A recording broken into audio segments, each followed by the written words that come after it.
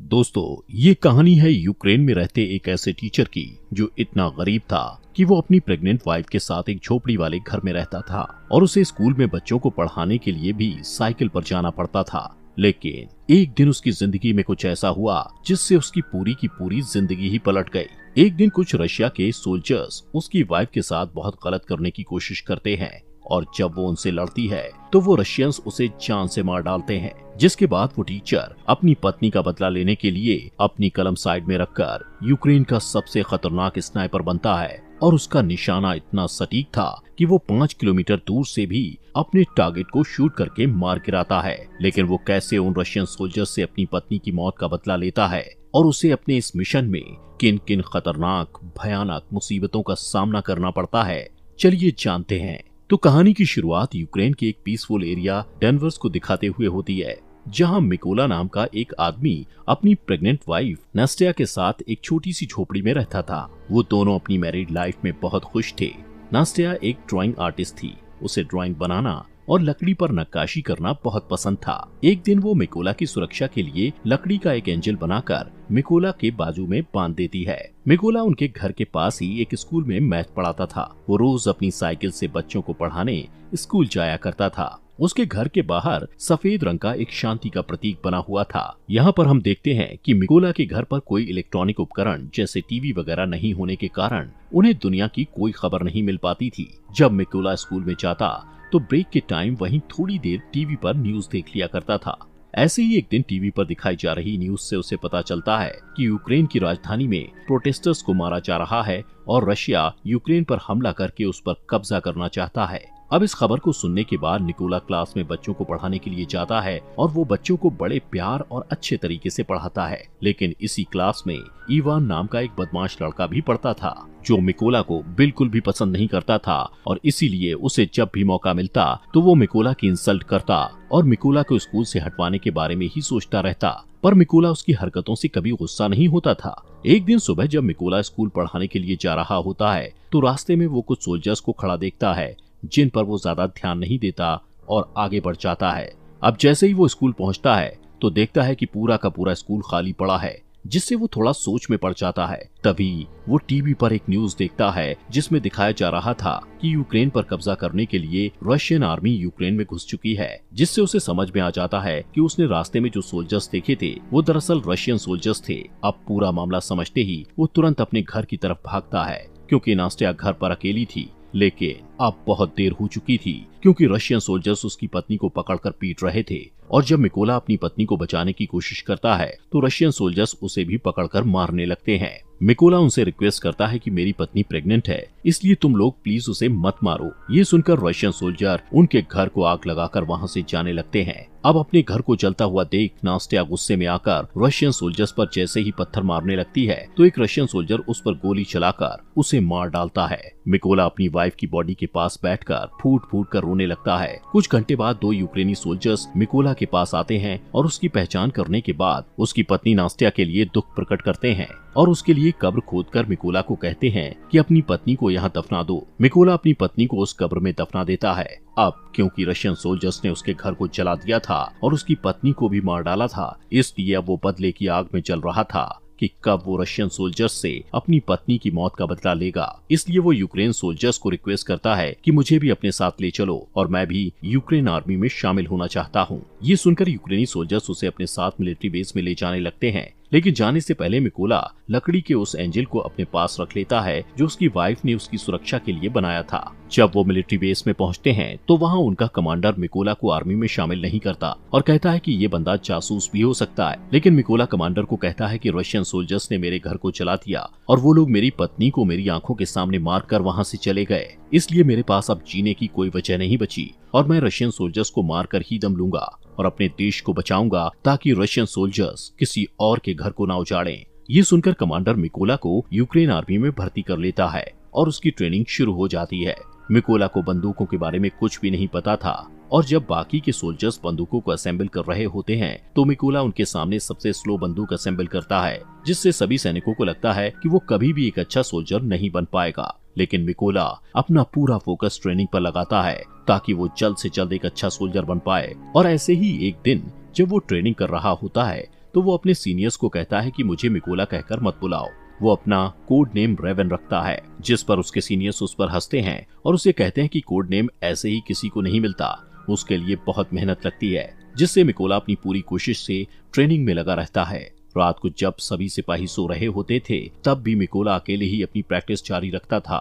एक दिन उसका कमांडर उनको बताता है कि हमारे पास स्नाइपर्स की कमी है, इसलिए तुम लोगों में से कौन कौन स्नाइपर बनना चाहता है, जिसे सुनकर बहुत ही कम लोग अपना हाथ उठाते हैं, लेकिन इनमें से एक मिकोला भी था, जिसे देखकर सभी हंसने लगते हैं। कमांडर उससे कहता है कि तुम्हें तो बंदूक भी असेंबल करनी नहीं आती, तुम कभी भी स्नाइपर नहीं बन सकते। लेकिन मिकोला कहता है कि मैं एक अच्छा स्नाइपर बन सकता हूँ और मैं ये साबित कर सकता हूँ। वो कमांडर को कहता है कि आप मेरा कोई भी टेस्ट ले सकते हो। तब कमांडर उसे टेस्ट देते हुए कहता है कि तुम्हें सिर्फ 20 सेकंड में इस AK-47 बंदूक को असेंबल करना होगा। तब मिकोला आंखों पर पट्टी बांधकर बंदूक को असेंबल करना शुरू करता है और सिर्फ 18 सेकंड में ही AK-47 को असेंबल कर देता है। ये देखकर सभी हैरान रह जाते हैं और जो लोग पहले मिकोला पर हंस रहे थे अब वो उसके लिए तालियां बजाने लगते हैं। इसके बाद मिकोला की स्नाइपर ट्रेनिंग शुरू हो जाती है और मिकोला स्नाइपर की ट्रेनिंग को पूरी जी जान से सीखने लग जाता है। ऐसे ही कुछ दिनों बाद वो दिन आ जाता है जिस दिन इन सभी स्नाइपर्स को बंदूकें दी जानी थी। यहाँ पर बाकी सभी स्नाइपर्स को बंदूक का नया और बेहतरीन मॉडल दिया जाता है, लेकिन वहीं मिकोला को एक पुराने मॉडल की बंदूक जो कि सही से काम भी नहीं करती थी वो दी जाती है। अपने साथ ऐसा भेदभाव देखते हुए मिकोला अपने सीनियर से कहता है कि सर मुझे भी नए मॉडल की बंदूक दीजिए, जिस पर उसका सीनियर उसे गुस्से से कहता है कि पहले तुम्हें प्रूव करना होगा कि तुम एक अच्छे स्नाइपर हो, उसके बाद तुम्हें नए मॉडल की बंदूक मिल जाएगी, जिसके लिए मिकोला तैयार हो जाता है। अब इन सभी स्नाइपर्स की लास्ट ट्रेनिंग शुरू होती है, जिसमें उन्हें सबसे पहले सीनियर सभी स्नाइपर्स को बताता है कि जब तुम लोग अपने दुश्मन पर छुपकर निशाना साध रहे होगे तब तुम लोगों को चाहे जो भी परिस्थिति आ जाए बिल्कुल भी हिलना नहीं है और सिर्फ अपने टारगेट पर फोकस करके उसे शूट करना है। इसके बाद सीनियर एक एक करके सभी स्नाइपर्स के पास शूट करने लगता है और जो भी सोल्जर गोली लगने के डर से जरा सा भी हिलता है तो उसे ट्रेनिंग से बाहर कर दिया जाता है। ऐसे ही जब मिकोला के पास सीनियर गोली चलाता है तो वो अपनी जगह पर ही निडरता से लेटा रहता है। यहाँ पर मिकोला अपने टारगेट पर उसी पुरानी बंदूक से निशाना लगाने की कोशिश करता है, लेकिन तभी इनका सीनियर उसे कहता है कि तुम्हें सिर्फ एक ही बार अपना टारगेट देखने को मिलेगा। और जैसे ही मिकोला अपना टारगेट देखता है तभी उसकी आंखों को ढक दिया जाता है, जिससे मिकोला का निशाना थोड़ा चूक जाता है। लेकिन सभी को पता था कि अगर मिकोला को नई बंदूक दी जाती और उसकी आंखों के आगे कुछ न रखा जाता तो वो अपना निशाना बिल्कुल सही लगाता, लेकिन कोई भी इस बारे में बात नहीं करता और मिकोला भी इस पर ज्यादा ध्यान नहीं देता। रात को इन स्नाइपर्स का नाइट शूट टेस्ट होता है, जिसमें ट्रेनर के फ्लेयर गन शॉट करते ही सभी स्नाइपर्स को उस फ्लेयर की रोशनी में अपने अपने टारगेट्स पर गोली चलानी थी। लेकिन मिकोला गोली नहीं चलाता क्योंकि वो मैथ में बहुत अच्छा था, इसलिए वो उस फ्लेयर गन की रोशनी में सिर्फ अपने टारगेट की दूरी का अंदाजा अपने माइंड में फटाफट से लगा लेता है और फिर जब पूरी तरह अंधेरा हो जाता है तो वो अपने टारगेट को शूट करता है और उसका निशाना बिल्कुल ठीक सेंटर पर लगता है, जो उसके सिवा और कोई नहीं कर पाया था। अगले दिन इन सभी का रिजल्ट आता है और सीनियर मिकोला को सैल्यूट करते हुए कहता है तुम पास हो चुके हो। इसके बाद कर्नल मिकोला को कहते हैं कि तुम जल्दी से अपने सभी जरूरी सामानों को पैक कर लो क्योंकि तुम्हें एक जरूरी मिशन पर बाकी के स्नाइपर्स के साथ जाना है। अब इनका फर्स्ट मिशन ये था कि पास ही के एक चेक पॉइंट पर रशियन आर्मी ने कब्जा कर रखा था, जिसको इन लोगों ने उनसे छुड़वाना था। इसलिए मिकोला अपने साथी स्नाइपर्स के साथ उस एरिया में घुस जाता है और सभी अपनी गन पोजीशन ले लेते हैं। यहाँ पर इन सबको एक एक टारगेट दिया जाता है। जैसे ही ये लोग रशियन आर्मी पर शूट करने वाले होते हैं तो ये देखते हैं कि एक गाड़ी चेक पॉइंट की तरफ जा रही होती है, जिससे कर्नल सबको शूट ना करने के लिए बोलते हैं। वहीं रशियन आर्मी उस गाड़ी को रोक लेते हैं जिसमें एक कपल कहीं पर जा रहा था।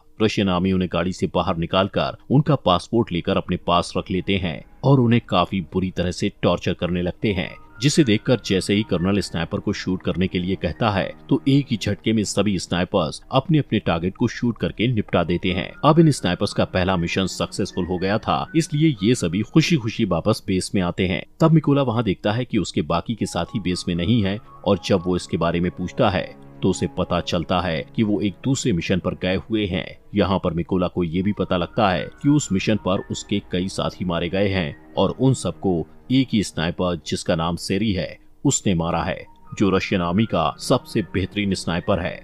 कुछ दिनों बाद इनका नेक्स्ट मिशन शुरू हो जाता है, जिसके लिए सभी स्नाइपर्स उस जगह पर पहुंच जाते हैं जहां पर रशियन आर्मी कब्जा करने के लिए आने वाली थी। सबसे पहले मिकोला अपने साथियों के साथ इन जगहों पर बॉम्ब्स फिट करने लग जाता है और खुद को घास के अंदर छुपाकर रशियंस के आने का इंतजार करने लगता है। अब जैसे ही कुछ टाइम बाद रशियन आर्मी वहां आने लगती है तो मिकोला देखता है कि उन रशियन आर्मी में उसका स्टूडेंट इवान भी था, जो स्कूल में उसे हर टाइम परेशान करता रहता था और अब वो रशियन आर्मी में शामिल हो चुका था। मिकोला को अपने स्टूडेंट को मारना अच्छा नहीं लगता, लेकिन जैसे ही कर्नल शूट का ऑर्डर देते हैं तो मिकोला थोड़ा सोचने के बाद अपने जज्बातों को साइड में रखते हुए बारूद पर शूट कर देता है, जिससे इवान समेत सभी रशियन आर्मी वाले मारे जाते हैं। इसके बाद कर्नल उससे गुस्से में पूछता है कि तुम क्या सोच रहे थे, तो मिकोला उसे बताता है कि उस रशियन सैनिकों में से एक मेरा स्टूडेंट भी था जिसने रशियन आर्मी को ज्वाइन कर लिया था। तब कर्नल उसे समझाते हैं कि ये इवान की चॉइस थी कि वो गद्दारों में शामिल हो गया, इसलिए तुम्हें अपने स्टूडेंट के लिए बुरा मानने की बिल्कुल भी जरूरत नहीं है। इसके बाद ये लोग वापस बेस में आ जाते हैं। यहाँ पर अब कर्नल अपना ज्यादातर टाइम मिकोला के साथ ही बिताता है, क्योंकि अब वो पूरी तरह से मिकोला पर विश्वास करने लगा था। कर्नल मिकोला को बताता है कि मेरी 2 बेटियां हैं और उनको नहीं पता कि मैं आर्मी में कर्नल की जॉब करता हूँ। उनको मैं ये कहकर आया हूँ कि मैं एक काफी बड़ा बिजनेस करता हूँ और मेरी वाइफ भी मेरी बेटियों को नहीं बताती कि मैं कर्नल की पोस्ट पर हूँ। ये सुनकर मिकोला भी कर्नल को अपनी पत्नी की आखिरी निशानी दिखाता हुआ काफी ज्यादा इमोशनल हो जाता है। दोस्तों, आगे बढ़ने से पहले आप सभी का दिल से शुक्रिया आपके अपने फॉक्स एक्सप्लेनर हिंदी चैनल को सब्सक्राइब करने के लिए। अब इसके बाद अगले दिन ये लोग फिर से अपने अगले मिशन पर निकल पड़ते हैं और ये लड़ाई काफी बड़ी थी, इसलिए सभी स्नाइपर्स छुपने के लिए खाई खोदते हैं और अपनी अपनी पोजीशन ले लेते हैं। यहाँ पर ये लोग इसलिए आए थे क्योंकि इन्हें कहीं से पता चल गया था कि रशिया के कुछ सिपाही इधर कब्जा करने के लिए आ रहे हैं। इस मिशन में कर्नल मिकोला के साथ ही थे। तभी कुछ टाइम बाद मिकोला यहाँ पर नोटिस करता है कि उन रशियन सोल्जर्स के साथ वो सोल्जर भी आया था जिसने उसकी पत्नी को गोली मारी थी। वो सोल्जर बिल्कुल ही मिकोला के निशाने पर था। ये देखकर मिकोला कर्नल से पूछता है क्या मैं उस पर शूट कर सकता हूँ, जिस पर कर्नल कहता है कि अभी नहीं। मिकोला फिर से देखता है कि वो रशियन बिल्कुल उसके निशाने पर है और शायद फिर उसे कभी ये मौका न मिले, इसलिए वो फिर से कर्नल से पूछता है तो कर्नल उसे फिर से मना कर देता है। अब क्योंकि मिकोला का मिशन ही यही था कि वो अपनी पत्नी का बदला ले, इसीलिए वो खुद पर कंट्रोल नहीं रख पाता और उस सोल्जर पर शूट करके उसे मार डालता है। लेकिन इससे रशियन सैनिकों को इनके बारे में पता चल जाता है। कर्नल मिकोला पर भड़क जाता है कि तुमने क्या किया। तभी सेरी, जो रशियन आर्मी का एक तेज तर्रार स्नाइपर था, वो कर्नल को शूट करके मार डालता है और सभी रशियन सोल्जर्स इन पर बॉम्ब्स फेंकने लगते हैं, जिससे मिकोला कर्नल की बॉडी को उठाकर वहां से दूर भागने लगता है। लेकिन कुछ देर बाद वो रशियंस की रेंज से बाहर चला जाता है। मिकोला वापस बेस में आता है, लेकिन वो बहुत उदास था क्योंकि उसकी गलती की वजह से कर्नल मारा गया था। मिकोला अब ये कसम खाता है कि वो सेरी को कहीं से भी ढूंढकर उसे मार देगा और कर्नल की मौत का बदला लेगा। इसीलिए वो अगले मिशन के लिए अकेला ही निकल पड़ता है। थोड़ी दूर जाने के बाद उसे कुछ रशियन स्नाइपर्स की लोकेशन पता चलती है, जिससे वो अपने टारगेट फिक्स करके एक रशियन स्नाइपर को शूट करके मार गिराता है। लेकिन तभी दूसरा रशियन स्नाइपर मिकोला पर शूट करता है, जिससे मिकोला के हाथ को गोली छू कर निकल जाती है और वो घायल हो जाता है। लेकिन फिर भी मिकोला उस स्नाइपर को शूट करके मार गिराता है। अब क्योंकि मिकोला जख्मी था तो इसलिए वो एक सीक्रेट अड्डे पर जाकर अपने जख्म के ठीक होने का इंतजार करता है। तभी आर्मी हेड उसे कॉल करके कहता है कि हमारी आर्मी ने उस स्नाइपर का पता लगा लिया है जिसने कैप्टन को मारा था। हेड मिकोला को कहता है कि तुम जल्दी से बेस पर आ जाओ, जिससे मिकोला बेस में पहुंचता है। अब मिशन शुरू होने से पहले सभी सैनिकों को सारी जानकारी दी जाती है कि उस स्नाइपर की गोलियां बहुत दूर तक जाती हैं। उसने अब तक 5 सबसे कारगर यूक्रेनी स्नाइपर्स और 3 मशीन गनर्स को मार गिराया है और उस स्नाइपर का नाम है सेरी। हेड उन सबको ये भी बताता है कि सेरी पहले यूक्रेनी सोल्जर्स को मारता है और फिर उनकी फोटोज और वीडियोस को रिकॉर्ड करके इंटरनेट पर पोस्ट कर देता है, ताकि वो यूक्रेनी लोगों और खासकर यूक्रेनी आर्मी का मनोबल तोड़ पाए और वो हार मान ले। सेरी के पोस्ट इंटरनेट पर डालने से यूक्रेन आर्मी को उसकी लोकेशन का पता चल गया था। यहाँ पर कुछ सैनिक कहते हैं कि हमें उस लोकेशन पर माइंस बिछा देनी चाहिए। तब मिकोला उन्हें कहता है कि नहीं, हम ऐसा नहीं कर सकते, क्योंकि जब तक हम उस जगहों पर माइंस बिछाएंगे तब तक सेरी हमारा सफाया कर देगा। इसलिए हेड उनसे कहता है कि हम वहां 2 ग्रुप्स में जाएंगे। एक ग्रुप उन रशियन स्नाइपर्स पर सामने से अटैक करेगा, जिसमें वो लोग बिजी हो जाएंगे। तभी दूसरे ग्रुप वाले उन पर अटैक करेंगे, जिससे उनका ध्यान बढ़ जाएगा और मिकोला इसी का फायदा उठाकर उस बिल्डिंग के अंदर चला जाएगा जहां पर रशियन स्नाइपर्स होंगे और उनको मार गिराएंगे। प्लान बन जाने के बाद ये लोग बिल्कुल ऐसा ही करते हैं और जल्द ही अपनी अपनी पोजीशन पर पहुंच जाते हैं और रशियंस का ध्यान भटकाने में कामयाब हो जाते हैं और मिकोला को मौका मिल जाता है बिल्डिंग में एंटर होने का। मिकोला वहां पर अपने सामने 2 रशियन स्नाइपर्स को देखकर उन पर हमला करके उन्हें मारकर आगे बढ़ जाता है। मिकोला अपने साथियों को कहता है कि मेरा रास्ता क्लियर कर दो, जिससे सभी यूक्रेन सोल्जर रशियन के बहुत सारे सैनिकों को मारकर उसके लिए रास्ता साफ कर देते हैं। मिकोला आगे बढ़ता है। वहीं सेरी ये नोटिस करता है कि कोई भी सोल्जर उसे रिपोर्ट नहीं दे रहा, जिससे उसे थोड़ा शक होता है और वो चेक करने के लिए खुद ही छत पर जाने लगता है, क्योंकि छत पर भी एक रशियन स्नाइपर था जो अब मर चुका था। ये देखकर वो वापस अपनी पोजीशन पर वापस आ जाता है। तब उसे मिकोला की पत्नी का खिलौना दिखाई देता है। उसी वक्त मिकोला ऊपर से कूदता है और सेरी को मार डालता है। तभी एक और रशियन स्नाइपर को थोड़ी आवाज आती है, जिससे वो अलर्ट हो जाता है, लेकिन मिकोला उसी टाइम उसके पास एक ग्रेनेड फेंकता है और अब उस स्नाइपर का भी काम तमाम हो जाता है। लेकिन यहाँ पर हम देखते हैं कि सेरी जब ऊपर छत पर चेक करने गया था तो उसने अपने रशियन आर्मी से फोन करके बैकअप बुलाया था, इसलिए अब रशियन आर्मी वहाँ पर आ रही होती है। उन लोगों को नहीं पता था कि सेरी मारा जा चुका है, इसलिए वो सेरी को कॉल करके कांटेक्ट करते हैं, लेकिन कॉल मिकोला उठाता है और कहता है कि तुम लोगों का अब टाइम खत्म हो चुका है। ये कहकर वो ट्रक के ड्राइवर को शूट कर देता है, जिससे सभी रशियन सिपाही ट्रक से बाहर निकल जाते हैं। लेकिन उन्हें नहीं पता था कि यूक्रेन के स्नाइपर्स ने पहले ही उन पर निशाना साध रखा था। तभी सभी यूक्रेनी स्नाइपर्स उन पर गोलियों की बारिश कर देते हैं और मार डालते हैं। अब सभी को मारने के बाद मिकोला अपनी पत्नी की कब्र पर जाता है और उसे उदास भरे मन से कहता है कि मैंने अपने दुश्मनों से बदला ले लिया, लेकिन मुझे अब अपने देश की सेवा करनी है, इसलिए मुझे जाना होगा। इतना कहते हुए वो अपने अगले मिशन पर निकल पड़ता